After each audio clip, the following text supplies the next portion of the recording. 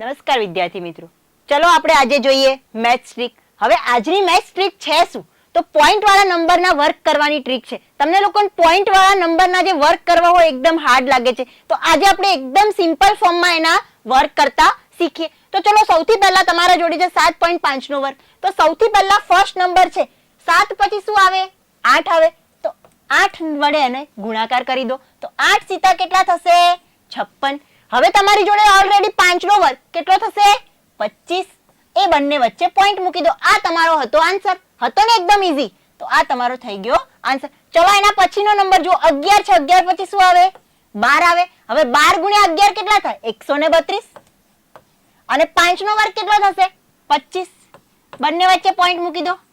છે એકદમ ઈઝી. ચલો હવે 9 પછી શું આવે? 10 આવે. 9 ગુણ્યા 10 90 થશે. અને 5 નો વર્ગ થશે 25. બંને વચ્ચે પોઈન્ટ મૂકી દો. હવે લાગે છે ને એકદમ ઈઝી પોઈન્ટ વાળા વર્ક કરવાનું. Okay, thank you.